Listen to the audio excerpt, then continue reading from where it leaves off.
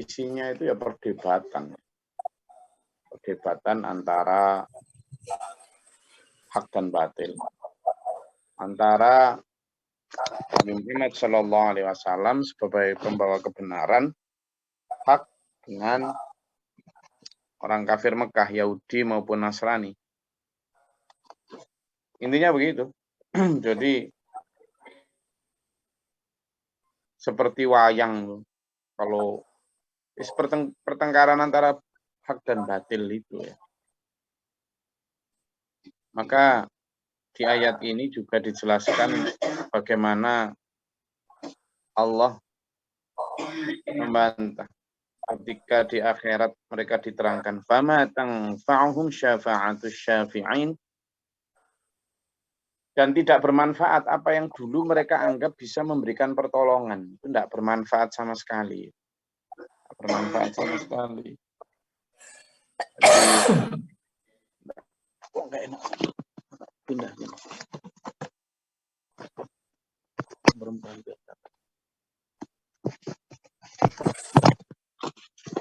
Jadi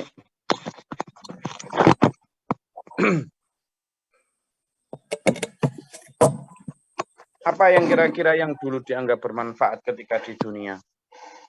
Yang syafi'in itu hal-hal yang memberi syafaat. Tidak hanya manusia ya, tapi apa? Harta, apa? Jabatan. Misalnya seperti sekarang ini. Kasus yang lagi rame banget ini. Tentang seorang jenderal yang benar-benar seperti untouchable, seperti tak tersentuh kekuasaannya, kekuatannya. Tapi ternyata tersentuh. Baru di dunia saja loh tidak bisa menolong. Apapun yang berawal dari rebutan dan persoalan dunia, maka juga akan berakhir dengan rebutan persoalan dunia. Nah, ini yang harus kita jadikan pelajaran. Fama tanfa'uhum syafa'atus syafi'in. Yang kemarin dalam surat Al-Haqqah itu ya, Allah jelas banget. Halaka anni sultaniyah, gitu kan? Ternyata tidak bermanfaat sama sekali kekuasaanku. Ma aghna anni maliyah, dan tidak bermanfaat sama sekali hartaku. Tidak bermanfaat sama sekali hartaku, katanya. Ma aghna anni maliyah. Lalu di ayat selanjutnya ini kita diberitahu fama lahum 'anit tadhkirati mu'ridin. Lalu kalau sudah tahu gitu, kenapa kalian kok lari dari atau berpaling dari peringatan, wahai manusia? Selama di dunia ini manusia selalu lari dari peringatan ya. Lari dari peringatan. Jadi kalau kita lihat ka'annahum, itu seperti inilah. Ada yang lari dengan halus. Cara halusnya orang lari dari peringatan itu gimana? Seperti ini. Kalau ada peringatan, ya itu seolah-olah mendengarkan. Seolah-olah memikirkan kebenaran itu. Tapi begitu nanti yang memberi peringatan sudah pergi, balik lagi kepada kesesatan. Kalau sampean orang desa ya, dan kebetulan saya orang desa juga, nggak tahu yang orang Belopo itu orang desa atau enggak. Di desa itu dulu ada jadi kalau di Jublang ya, kolam di belakang rumah itu. Iya Pak Ismail. Biasanya ada kayak yang di atas yang kemudian disibakkan kayak lumut gitu, bukan lumut tapi istilahnya kayak lepok itu loh. Hijau-hijau, gedung kecil-kecil, lepok gitu. Kadang sampai menutupi air itu. Nanti kalau kita sibakkan seret gitu, ya tersibak. Tapi begitu kita sudah yang menyibakkan pergi, balik lagi. Kita tembakkan, kelihatan airnya. Begitu kita pergi, balik lagi. Jadi begitulah kebenaran. Orang-orang yang tidak menerima kebenaran, tapi dengan cara halus, itu seperti itu. Ketika diberi peringatan, itu geng, mantuk begitu. Tapi begitu yang memberi peringatan dan tidak bersama dia lagi, balik lagi kepada kata. Atau seperti orang yang menyalakan api. Api ya, api bediang atau apa istilahnya. Kalau yang ditiup gitu ya, ditiup gitu, nyala api itu, set gitu. Tapi begitu yang niup udah enggak ada, padam lagi. Sama kadang ya, orang-orang yang kalau dekat dengan pemberi peringatan itu diberi peringatan, wih semangat. Ya, tercerahkan, enlightenment gitu. Tapi begitu yang memberi pencerahan enggak ada, padam lagi semangatnya. Ya kayak orang-orang yang ikut ngaji, pas ikut ngaji itu semangatnya menyala-nyala. Hiro dakwah, hiro ibadah, hiro tarbiyah, nyala. Iya ya gitu. Tapi begitu yang memberi peringatan nggak ada, balik lagi kepada ini kira-kira kena nggak kita? Ya, itu. Makanya itu pentingnya apa? Wa kunu ma'as-shadiqin. Kami itu selalulah berkumpul agar menjadi orang-orang yang benar, yang soleh. Disuruh deket-deket sama orang soleh itu karena itu ya. Biar terjaga girohnya. Dalam Al-Quran juga disebutkan dalam Al-Quran. Coba buka di surat Al-Baqarah ayat 17. Coba dibuka surat Al-Baqarah ayat 17. Sudah ketemu? Nah, gampang itu. Itu harusnya juga kita hafalkan untuk apa? Bahan dakwah kita. Mataluhum kamatalil ladzis tauqada nara. Dulu ya. Ayo coba dibaca. Apa yang membaca artinya? Yang jarang baca itu loh ya. Bismillahirrahmanirrahim. Perumpamaan mereka seperti orang-orang yang menyalakan api setelah menerangi sekelilingnya. Allah melenyapkan cahaya yang menyinari mereka dan membiarkan mereka dalam kegelapan, tidak dapat melihat. Shadaqallahul adzim.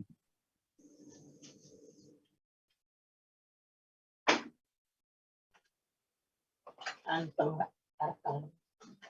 lagi zikir ya, melihat di tanah ya.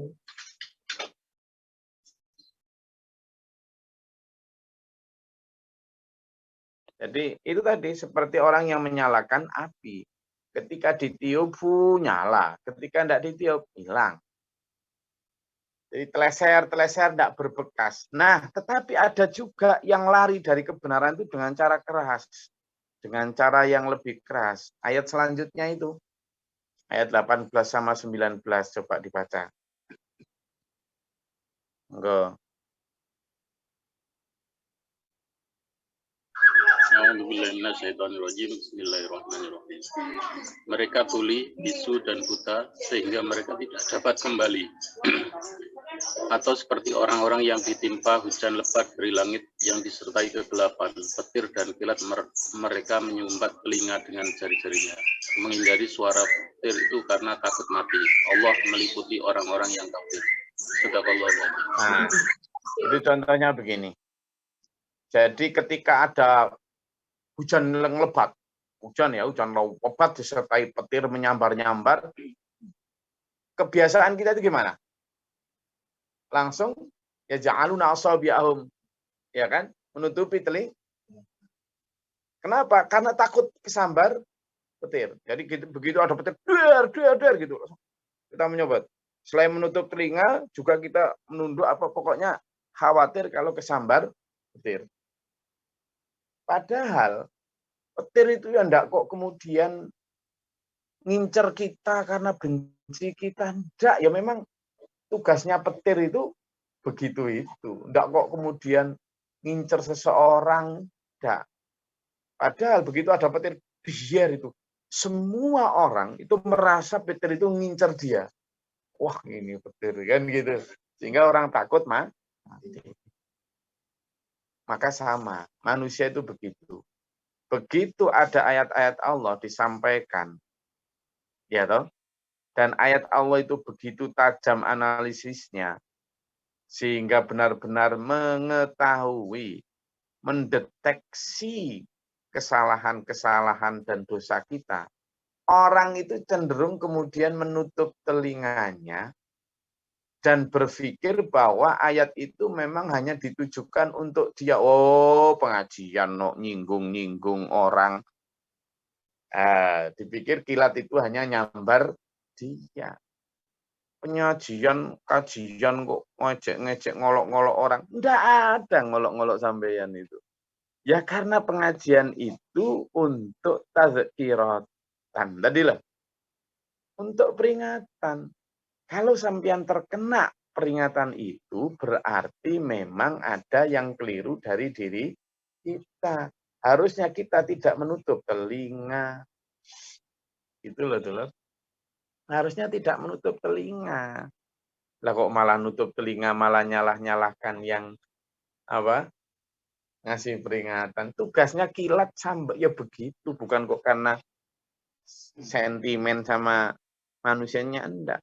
Demikian pula al-haq, ajaran yang benar, itu disampaikan kemudian menyinggung perasaan sampean, ya memang tugasnya pelajaran itu nyinggung. Tapi bukan karena sentimen pribadi per pribadi, bukan ya. Ya seperti itu. Nah kebanyakan orang kemudian mu'ridin, berpaling, wis gak wis aku pengajian kok gitu. Nyari yang enak-enak saja. Nyari yang apa? Yang enak-enak saja. Yang apa? Yang sesuai nafsu.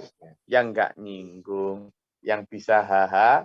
Gitu. Akhirnya juga berimbas, Pak Ismail.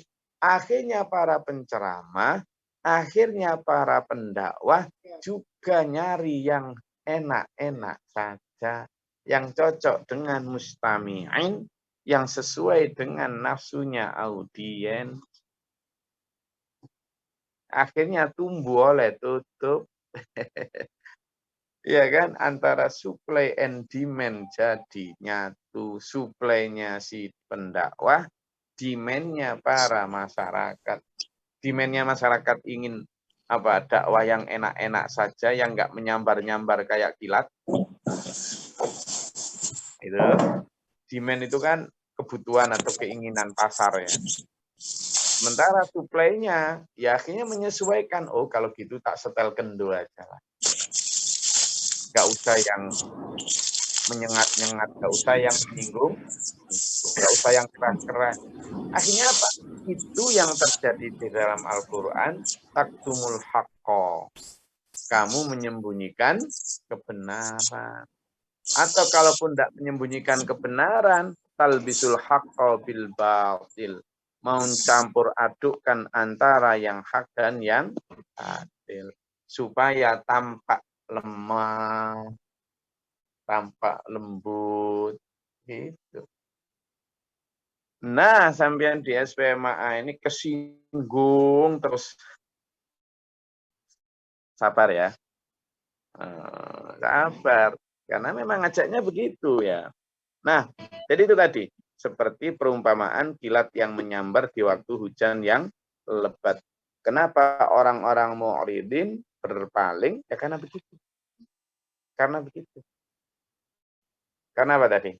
Karena dipikir itu menyambar dirinya.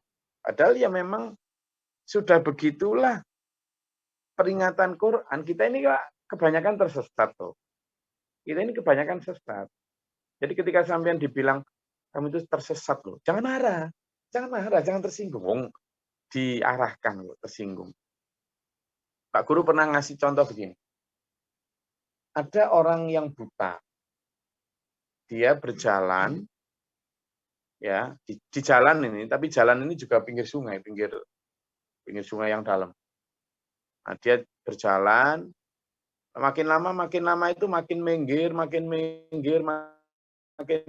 ke sungai. Terus ada orang ingatkan, Pak, Bapak itu mau masuk sungai itu, mau ke jegur itu. Egonya muncul. Dia nggak suka kalau diingatkan seolah-olah dia nggak tahu jalan gitu. Siapa wong saya memang mau cebok, mau kencing kok. Padahal dia itu nggak tahu kalau ada. Nah, manusia itu kadang sering begitu. Ketika diingatkan tentang kesalahannya, itu yang muncul egonya. Sehingga merasa tetap benar. Nah, sampean jangan begitu ya. Karena ayat 17, 18, sampai 19 surat Al-Baqarah tadi tentang ciri-ciri orang munafik loh itu ya. Ciri yang pertama tadi kan ciri halus. Di mana ketika diberi peringatan, koyok koyok yayao, tapi begitu yang memberi peringatan pergi, hilang dah. Seperti orang meniup apa? Api. Ketika ditiup, nyala apinya. Begitu yang niup hilang, tidak ada lagi. Ketika diberi peringatan, imannya kayak tinggi. Tapi begitu yang beri peringatan hilang lagi. Atau seperti yang ayat 18 tadi, orang munafik yang keras, seperti kalau ada hujan lebat, kilat menyambar, dia langsung menutup, mengangkat tangannya, menutup telinganya. Karena takut, inas sawa ibi hadaral maut, inas sawa ini hadaral maut. Orang yang diberi peringatan jelas, tegas, langsung kemudian dia menutup dirinya dari peringatan, sampai kemudian lari dari kebenarannya itu tadi. Karena menganggap seolah peringatan itu hanya nyinggung dirinya. Sering itu. Saya kemarin ngaji, tapi sekarang enggak, Gus. Pengajiannya gitu. Nyinggung-nyinggung. Saya itu loh banyak, nama-nama yang ada di kajian ini loh saya juga banyak yang nggak kenal, nggak tahu saya. Jadi nggak ada nyinggung-nyinggung itu. Insya Allah saya itu bukan pendendam lah. Oke, nah di situ lanjut. Ka'annahum humurun mustangfirah. Seperti keledai yang lari dari yang terkejut. Yang terkejut. Perumpamaan keledai ini sering dipakai oleh Al-Quran ya. Orang-orang yang mengabaikan isi Taurat kitab Ilmalah dalam surat Al-Jumu'ah ayat 5 itu dijelaskan orang yang membawa kitab Taurat, Injil maupun Quran lalu tidak mengamalkannya itu seperti keledai yang dibebani kitab-kitab yang tebal. Maksudnya dia membawa apa? Dia itu paham, bahkan mungkin apal kitabnya. Orang Yahudi ya apal Tauratnya, orang Nasrani ya apal Injilnya, orang Islam apal Qurannya. Apal dia. Mungkin juga paham tafsirnya, tapi tidak mengamalkan yang dimaksud itu. Tidak mengamalkan kitabnya. Itu menurut Quran diibaratkan seperti himarun. Ya. Yahmilul kitab, yahmilul itu membawa kitab-kitab tebal tadi.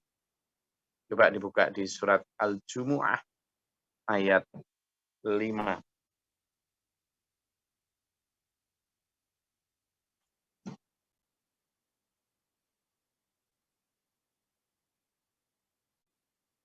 Temu?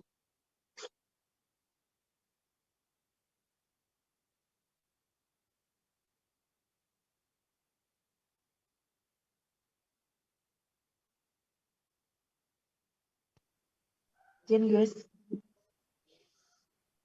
Monggo. A'udzubillahiminasyaitonirrajim. Bismillahirrahmanirrahim. Perumpamaan orang-orang yang diberi tugas membawa Taurat. Kemudian mereka tidak membawanya, tidak mengamalkannya. Adalah seperti keledai yang membawa kitab-kitab yang tebal. Sangat buruk perumpamaan kaum yang mendustakan ayat-ayat Allah. Dan Allah tidak memberi petunjuk kepada orang-orang yang zalim. Shadaqallahul adzim. Nah, yang dibaca-baca tadi, misalnya kalimat ya.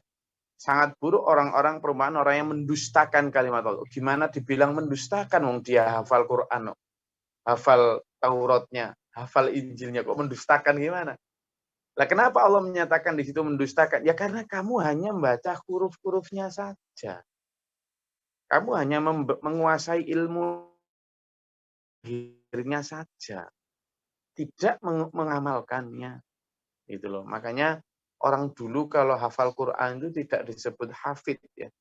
Tidak disebut, tapi disebut hamalat. Hamalat itu apa? Orang yang apa? Melaksanakan Quran, melaksanakan Tauratnya, melaksanakan Injilnya. Orang-orang ya, Yahudi maupun Nasrani, kalau dia mengamalkan Taurat dan Injilnya, pasti mengimani Nabi Muhammad SAW. Pasti. Nah, orang sekarang juga begitu. Kalau mengamalkan Qurannya, oh insya Allah bersatu. Gitu ya. Makanya di sini, ayat yang ke-50 surat Al-Mudathir disebutkan, ka'annahum humurum mustangfirah. Seperti keledai ketika diberi peringatan itu. Farrat min qaswarah. Mereka lari dari singa. Kenapa kira-kira kalau lari dari singa itu karena takut apa? Karena takut mati toh? Karena takut mati. Sama yang tadi kembali ke yang surat Al-Baqarah yang kita baca tadi. Minaswa'i hadaral maut. Mereka takut mati. Takut mati. Siapa sekarang yang di 134 kamera? Biasanya 164 lebih. Ini yang 30 ini masih belum punya linknya kayaknya. 134 kamera ini kira-kira kalau ditawari mati sekarang atau nanti-nanti aja sama lebih seneng mana? Ayo. Ayo yang masih punya tanggungan. Ayo. Betul. Lihatnya kepada diri kita aja. Gus, saya itu bukan kok takut mati, Gus. Saya itu karena belum punya tanggung. Semua orang mesti gitu jawabannya. Saya ini bukan karena takut mati, Gus. Karena belum siap. Terus siapmu kapan? Kata Allah itu kita diperintah siap anytime. Kapanpun. Karena apa? Maut itu ya dulur ya. Itu kalau sudah datang, idza ja'a ajaluhum la yastakhiruna sa'ah. Tidak bisa diakhirkan meskipun sedetik. Wala yastaqdimun, dan tidak bisa juga dimajukan. Begitu Kang Mas Israel itu datang. Mas Malik, kula ndugi, kula nuwun. Badilan apa tumbas pecel? Nek tumbas pecel tok ndak apa-apa. Lah kalau kemudian mau nyabut gitu, lah yoga kula, anak kula belum nikah ya Mas Israel. Terus Israelnya, ya wis tak balik zaman belum siap kok. Anak zaman belum gitu. Enggak telur. Datang lagi ke siapa? Ini waktunya sampean dipanggil Allah ini. Ayo. Loh, amal saya belum cukup Mas Israel. Oh ya sudah. Tak kasih kesempatan lagi, saya tak balik 10 tahun lagi. Gitu. Boten. Tidak. Kalah nanti disebutkan di ayat selanjutnya. Ngenteni anake sunat, ngenteni anake kawin, wis ndak. Maria anak itu. Tangan mengisor,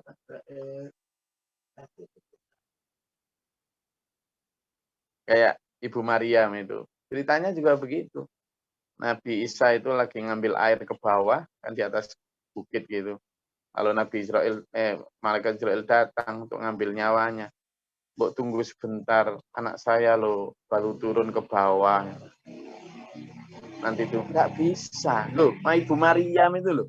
Dijawab sama malaikat begitu. Nggak bisa. Kalau waktunya sekarang, ya sekarang. Gitu loh. Nah, kalau sudah kayak gitu dulu, kita ini nggak punya pilihan lain kecuali harus siap. Jangan farrat min qaswarah, jangan lari dari singa, lari dari peringatan, lari dari kematian, itu tidak bisa. Maka bagaimana? Datanglah kepada peringatan itu ya. Sepahit apapun dulu. Gini loh, kayak itu loh, kayak kalau sampean lagi di sini, misalnya di tangan ini ya, tangan ini, lihat saya. Tangan ini ada apa? Luka borok gitu ya. Kemudian dulu itu ada bubuk kayak pil super tetra yang dilepas, kemudian ada bubuknya itu. dikasih bobok, perih kan, perih gitu. Nah, kadang kita perih itu yang perih kita, padahal sebenarnya yang perih itu adalah penyakit, virus, bakteri, atau apapun yang dalamnya itu, yang kemudian kena obat tadi. Nah, kalau mau sembuh, itu jangan kemudian obatnya dibuang, biar nggak perih, jangan gitu. Karena yang sesungguhnya yang perih itu bukan sampean, tapi itu penolakan dari penyakit yang ada dalam borok itu. Jadi kalau sampean dan saya juga demikian, di dalam hati dan jiwa kita itu banyak penyakit, penyakit cinta dunia, ria, ujub, amarah, dengki, iri, macam-macam itu. Itu kemudian dikasih yang namanya ayat Quran sebagai syifa'u lima fis-sudur.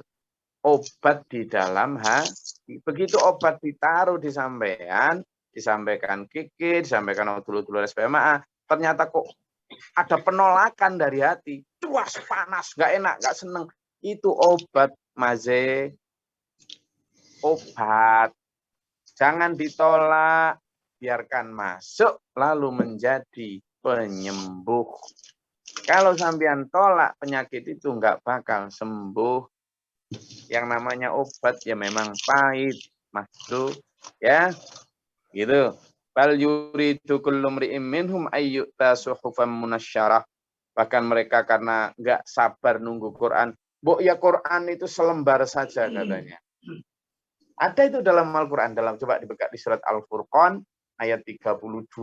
Sana disebutkan orang kafir itu kenapa sih Quran nggak diturunkan dalam bentuk wahidah, jumlah itu wahidah gitu. Coba dibuka surat Al-Furqan. Al-Furqan itu surat ke-25. Ayat yang ke-32. Ketemu?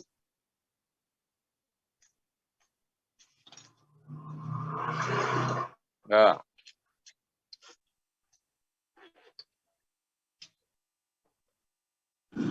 A'udzubillahi minasyaitonirrajim. Bismillahirrahmanirrahim. Dan orang-orang kafir berkata, mengapa Al-Quran itu tidak diturunkan kepadanya sekaligus? Demikianlah agar kami mempertangguhkan hatimu Muhammad dengannya dan kami membacakan secara tartil berangsur-angsur perlahan-lahan dan benar. Shadaqallahul adzim. Ya. Jadi itu jelas banget bahwa orang kafir itu kalau memang Quran itu benar, kenapa nggak diturunkan dalam satu kali jelek gitu? Kenapa? Kenapa kok diturunkan dikit-dikit? Kenapa? Ini sama dengan ayat ini, ayat 52 ini. Kullu mri'in minhum ayyuta suhufan munasyarah. Bal yuridu kullu mri'in minhum ayyuta suhufan munasyarah. Bahkan mereka tiap orang itu ingin agar Quran turunkan lembaran ingin loh. Jadi saya selalu sampaikan bahwa orang-orang kafir zaman itu tidak percaya Quran itu pantas itu kenapa sih? Lalu misalnya Alif Lam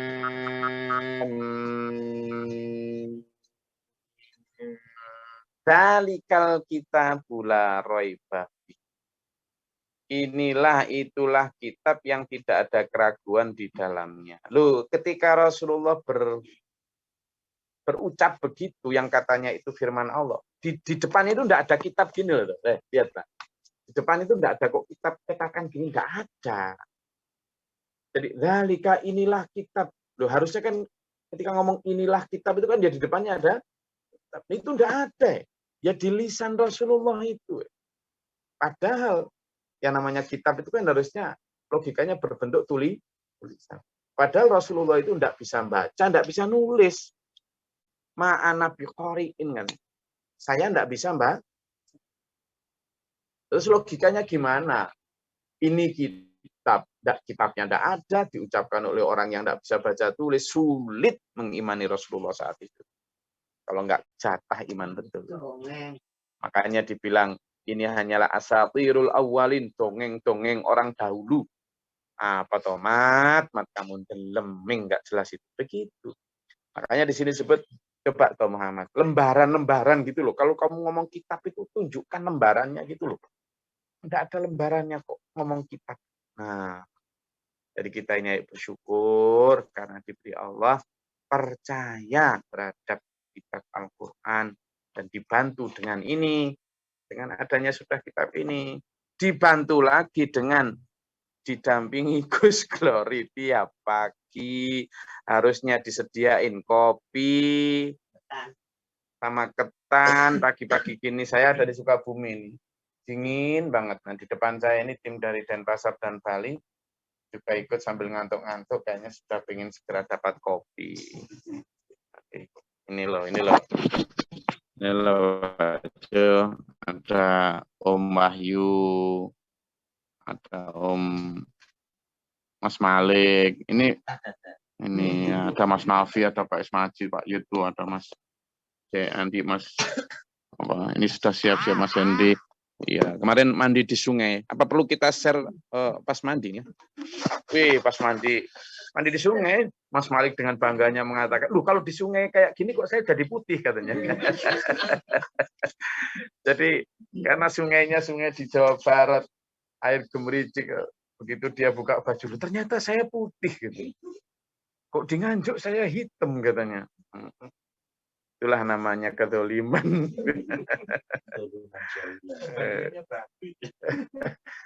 Sulit membedakan Mas Malik dan batu waktu itu.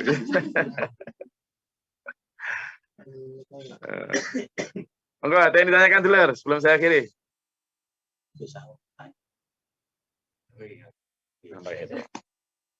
Ini Mas Malik bertanya ini. Nggak tahu apa yang ditanyakan, apa terkait dengan kopi atau apa. Dulu pernah mengalami ini Gus, waktu itu kayak Lindian atau apa itu didatangi malaikat, ngakunya sebagai malaikat Israel. Waduh, saya mau dicabut nyawa. Nggak jadi. Nah, terus malaikat Israel. enggak, ini maksudnya gini. Dan itu terjadi tawar menawar.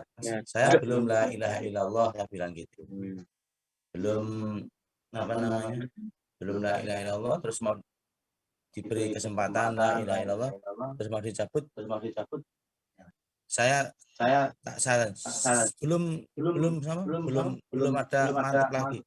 Sebentar dulu. Akhirnya saya sampai 3 kali saya tambahi la ilaha illallah Muhammadur Rasulullah sallallahu alaihi wasallam. Terus akhirnya dicabut nyawa itu.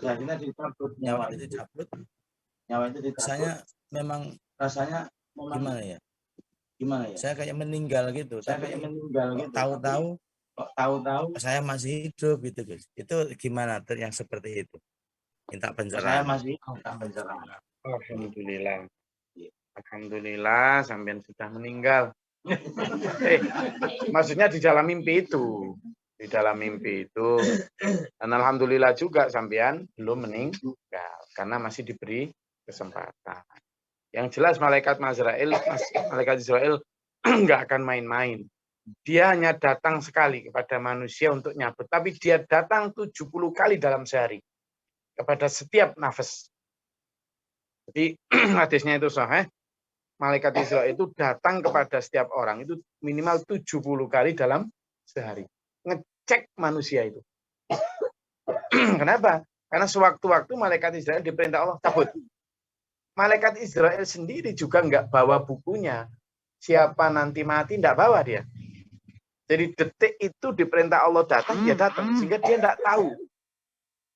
Sehingga kalau kemudian negosiasi enggak mungkin. Kenapa? Karena seperti yang sampaikan tadi, Ibu Maryam saja yang langsung melahirkan Ruhullah tadi, itu loh enggak bisa. Satu-satunya yang pernah diberi kesempatan untuk tidak, itu seperti Nabi Muhammad SAW. Ketika didatangi Israel, wahai kekasih Allah, aku diperintahkan kepadamu untuk memberikan 2 pilihan. Iya toh? Pilihan apa? Tetap di dunia ini, lebih panjang, lebih abadi, ataukah kembali kepada Tuhan. Nah itu. Tapi Nabi Muhammad tetap mengikuti jadwal, skedul. Apapun saya kembali kepada kembali begitu. Jadi tidak kok nawar saya belum syahadat, enggak. Dia Rasulullah tetap memilih untuk kembali kepada Allah. Jadi itu ya bersyukur Mas Malik diberi peringatan Allah lewat mimpi tadi. Intinya adalah bahwa kita harus selalu siap. Saya rasa itu kajian kita pada pagi hari ini. Semoga Allah merahmati meridai kita. Doakan juga tim yang di sini semoga beri kesehatan, kelancaran, keberkahan, kecilan, keamanan, kesehatan dan syiar dalam melaksanakan dakwah di Sukabumi ini melalui bakti sosial ini. Semoga Allah merahmati meridai kita. Ila akhir hayat. Amin. Allahumma shalli wa sallim barik ala sayyidina Muhammad. Allahumma fil lil mu'minina wal mu'minat wal muslimin muslimat.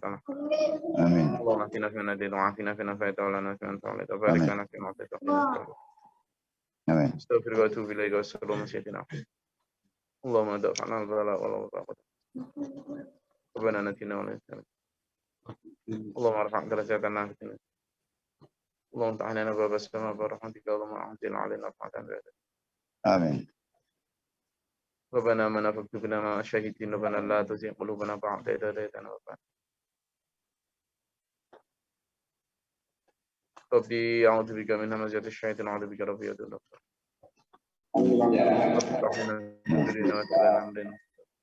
ربنا اجعلنا مسلمين لك ومن ذريتنا ربنا آتنا في الدنيا حسنة وفي الآخرة حسنة وقنا وانا ربك رب العزة أمسنا وسلام على محمد لله رب العالمين. السلام عليكم ورحمة الله وبركاته. Waalaikumsalam warahmatullahi wabarakatuh. Masih Gus. Selamat Gus. واجعله لنا إماما ونورا